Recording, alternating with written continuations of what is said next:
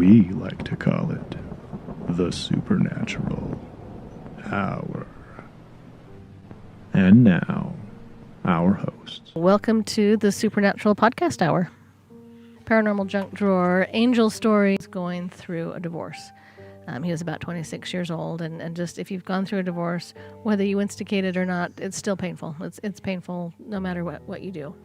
And the thought of being apart from his two young daughters was just more than he could bear, and he was really having a tough time, understandably so. On one night, it was a dark and stormy night. I've heard that somewhere. Ooh. It was a dark and stormy night. He actually got some renewed hope. So there you go. See, darkness is not always bad. So at the time, he was working as a derrickman on a drill rig.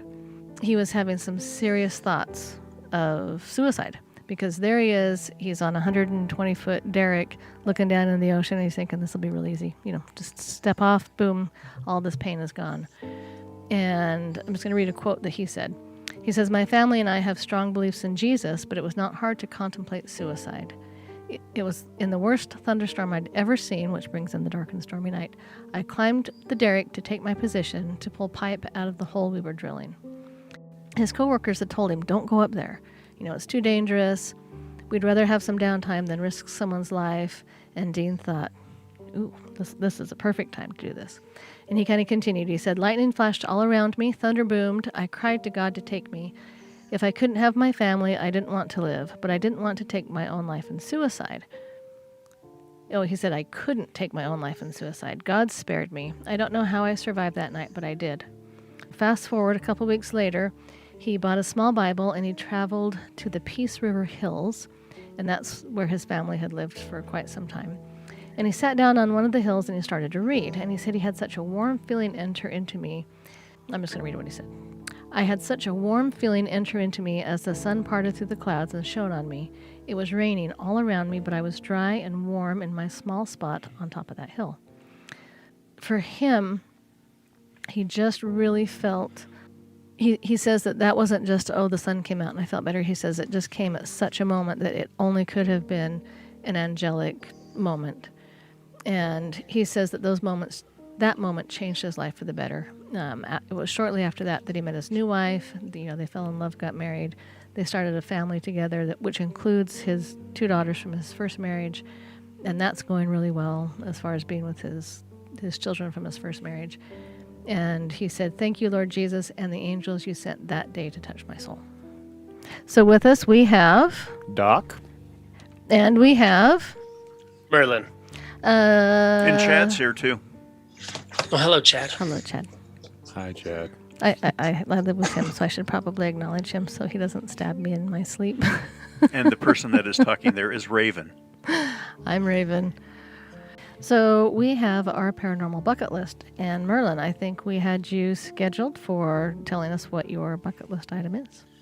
Oh man, that's a big list. Well, we don't need the whole list. Save some for I know. later. One at a I time, will- big guy. One at a time. I will start with just one, and it's got to be Dracula's castle. Ooh, that's a good one. My brother has been there. He went to Romania on his mission, and he's been there, and he sucks because I want to go, and I want to spend the night there. So was he able to go in? Was he able to go visit it? 'Cause Yeah, I know he went long before COVID was a thing in existence. And yeah, he got a tour through it, and he said it was the creepiest place he's ever been.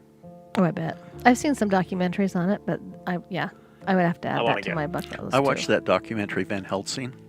That's not a documentary. with Hugh Jackman. Yeah. Oh, yeah. And those hot vampire girls. Okay. Yeah. If you go, they're not going to be there at the castle if you go. There was They a might Frankenstein's be. monster in there, too, somewhere, I think. Yeah. It's possible. It was a great documentary.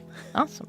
So as far as residentials, it's actually been a little busy. We had one we had to reschedule a couple of times, and then the client ended up having a medical situation, so we will schedule that later. But we had two. One was in North Utah County, and this was a very interesting one. In the home, there were some mental health issues that have since been resolved. People might be going, how do you resolve mental health issues? Well, it was resolved. We don't want to give out a lot of information, so we will just leave it at that. But some of the things that were happening, there was a missing bracelet. Give them the example of how bracelet was missing because that was phenomenal. Yep, I was just going there. They had a little family get together. The bracelet just kind of popped off her hand, and it was one that had meaning to her. It wasn't just, a random bracelet. It had some meaning. So they were looking for it, and she said there was about 13 people there. Yeah. And looking, they couldn't find this bracelet anywhere. They'd kind of been horsing around a little bit. And in the same room. They hadn't left Right. from the time that it had been, when I say lost, or came off of her wrist. Right, because a necklace or a bracelet breaks, and it's just going to kind of, fall on the ground or maybe get flinged off into a corner. They looked everywhere. And finally, after about 10 minutes or so of looking, they gave up. They thought, it'll turn up. And as they're standing there, they said it literally just kind of materialized in the middle of the room and spun around and dropped on the floor. And they said the whole room, 13 people were looking at it going, "Did you see that?" And I was like, "I want to see it." That would be wild to see. Yeah. And I would like to see that. This family seemed like a very credible family. Yeah, This wasn't, you get some and it's like, this seemed like a very credible family, and there were like 4 witnesses that were at that deal that were there and talked about it. Yeah, they also said they had a little dog, a little puppy, and he would stand at the top of their stairs and bark down the stairs. And you say, well, puppies, good heavens, they bark at everything. But he would tuck his little tail between his legs and kind of run off, and then he'd peer around the corner. I mean, it was as though he actually could see something, and they would go down, there would be nothing there. Would go down to their basement, and she said nothing. But they did have the fields when they went down. Yes, nobody likes the basement. In my history of anything, anytime, anywhere, nobody likes their basement. I've never heard anyone say, "My basement's awesome. I love to spend lots of time down there." It's my favorite place. How about you, Merlin? Do you love basements? I don't mind basements, actually. They just another room. Yeah, for me, I used to spend some time with a great aunt, and her basement was, some of the rooms were fine, and some of the rooms were super creepy. If we could get past the creepy room to get into the good room was fine. So I think it just kind of depends on what's going on in your basement. Her other thing, and I thought this was very interesting too, is one of the daughters, she was a younger teen. She said, so in Utah we had an earthquake several months ago, back in April. March or April. March Yeah, or right April. around COVID hit. She said it was a pretty big one in a pretty populated area, because in Utah we do have a lot of little earthquakes, sometimes out in the boonies, because most of our population is in a pretty small concentrated area. But this one was a fairly big one, and she said that 10 minutes before the earthquake hit, it was early in the morning, it was about 7 in the morning or so, she was awake, and she saw a man in her room, and there are no men in this home, and it scared her, obviously. When we did the investigation, I guess the other thing, they just saw a lot of shadow figures. Mm-hmm. Just little people out of the corner of their eyes. And so that's the stuff that they had going on. We did some EVP sessions. We took some photos and videos. And this one we did very, very recently, so I haven't had time to review very many of them. You set up your laser grid? We set up the laser grid. We did get one kind of suspicious picture in the laser grid. I have to look at it. Some of the anomalies there, I think, are reflections, but there's a couple little anomalies that I can't explain, so we'll get on that. But through just all the investigations that we did, we determined that the male spirit in the daughter's room was a protector spirit trying to warn her that earthquake was coming. And then he kind of hangs around the house and protects everybody. But he's more protective of her than the others. Yes. And we weren't quite able to determine why, if I remember correctly. And then in the basement, what was scaring the puppy was a type 3 spirit. No, I take that back, a type 2 spirit that was being controlled by a type 3. And the type 2 is actually sent there. The type 3 was aware of the vulnerabilities going on in the home and thought, this is a family we can target and, peck away at those vulnerabilities and hopefully ultimately drag them down to a very dark place. And so we sent him packing. But that was all the investigations we do really are great. I haven't had one that just really sucked. But this one, when we got done, it was amazing how much time had gone by, because it didn't seem like that long. And we were there for about 2.5 hours. We were there for 2.5 hours, which shocked me. Yeah, because when we it got was done, it didn't seem like that. No, and it was midweek, and I thought we don't want to keep kids up late for school, and I thought, we'll be here for an hour and a half, because we had to start a little later than normal. And as we were driving home, I was like, holy cow, it's 11 o'clock. I thought, sorry kids. Yeah, it's pretty late for kids going to school, but you got to do what you got to do. They were a little older, early to mid-teens. So they were probably all like, yes. But their teachers hated us because they're probably crappy the next day. So the last one that we did was in South Utah you County. missed an important one. I did. About the middle daughter and the name of her spirit guide. It was her. So the name of her spirit guide was... And her mother actually called the name beforehand or had it in mind. Yes, and it was actually the name of her... You know how kids have imaginary friends? Mm-hmm. It was her imaginary friend. So was it an imaginary friend, or could she see her spirit guide when she was little? Interesting. And then with the bracelet, we determined that the bracelet was someone in the family who had passed. That was trying to get their attention. Just trying to get their attention and let them know that he was okay. And he wasn't no longer in the home. That spirit. So the one in South Utah County, somewhere, probably me, but somewhere there's a little communication breakdown when we were setting this up, and we went thinking it was just a cleansing. We thought that we were going to a home that some people had just moved into, and they wanted it just cleansed, just to have a nice, new start to this home and get rid of the old energy and just have a fresh start. But when we got there, I thought, this doesn't look like people just moved in. And so we asked, and they'd actually been there for about 5 years. And so I said, well, have you had any activity? And, oh, yes, they'd had activity, and it was, dark and kind of oppressive, and everyone felt doom and gloom. And I thought, I was not mentally prepared to do this, but you have to get mentally prepared fairly quickly. So we got mentally prepared quickly. One of the adults in the home was under a lot of stress, COVID-related, with a job, not with illness. And that had actually resolved, but some of the dark and the heavy feeling was still there. And again, it was negative entities that were there that were working on those vulnerabilities. And so if I'm going to give you, if you're listening, dark entities, dark spirits will look for those vulnerabilities, and they will work on them. And they might sit and wait. They've got all the time in the world, but when they see that opportunity, they'll wake up, they'll perk up, and they will work on those. So that's one thing you always want to do. If you don't want those negative entities in your home, try to relieve yourself of the stress. Try to, if there's anything that weakens you, try to push those aside. And by weakening, it could be things like, porn addiction or substance abuse, substance addiction, job loss, even things like just having very heavy, severe, unforgiving feelings towards someone can make you vulnerable for these. So, tip of the day, be happy. Positive, be happy. Be happy. I think there's a song. Don't worry. And meditate. Yes, because that's going to bring in the good vibes. Yep. Thank you, Merlin.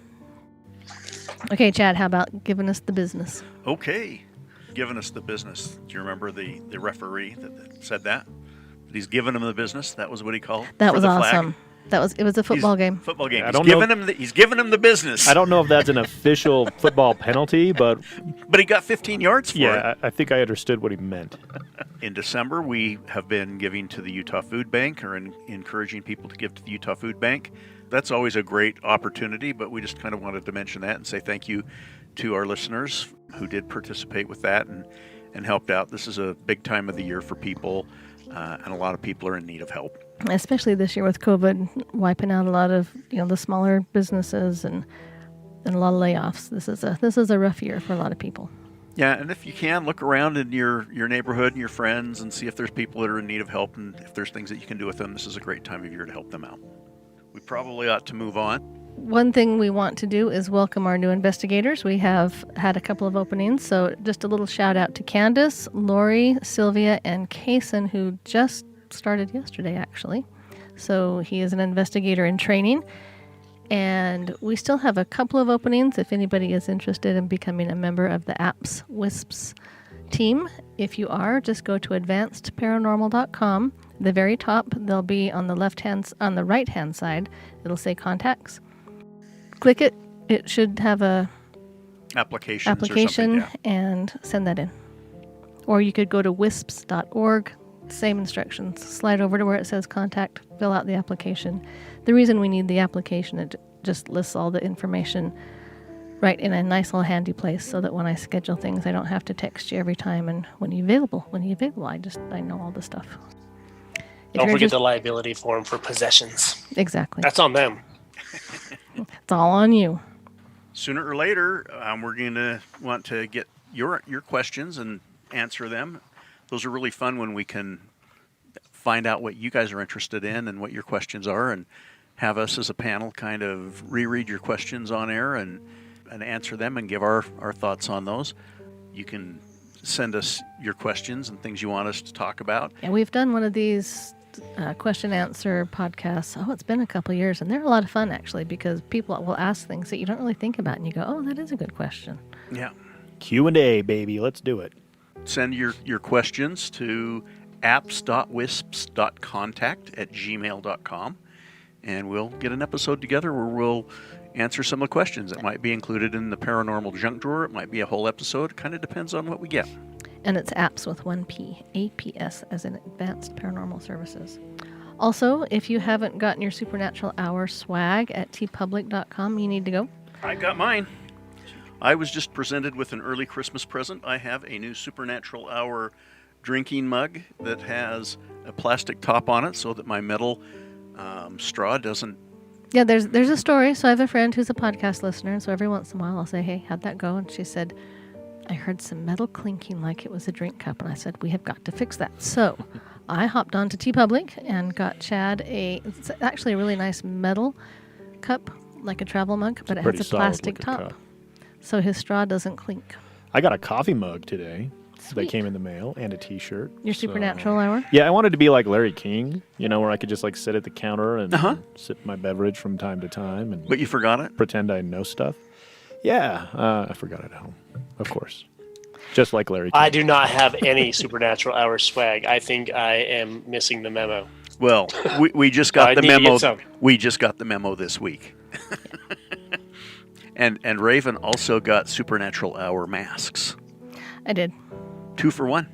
Yeah. Occasionally they have specials on the TeePublic, so you need to hop on there and see what kind of specials they are. Go get your swag. So I hope you have a Merry Christmas / Happy Yule. Is it Happy Yule or Merry Yule or Joyous Yule? Either or. So you can say Merry Yule, you can say Happy Yule. I say Happy Yule, but Merry Christmas and Happy Yule. Happy Yule. All right. Hey, we'll talk to you soon. Stay spooky, my haunty friends. You've been listening to the Supernatural Hour at AdvancedParanormal.com. The Supernatural Hour is part of the Radio Ronin network found at RadioRonin.com. Copyright by Advanced Paranormal Services.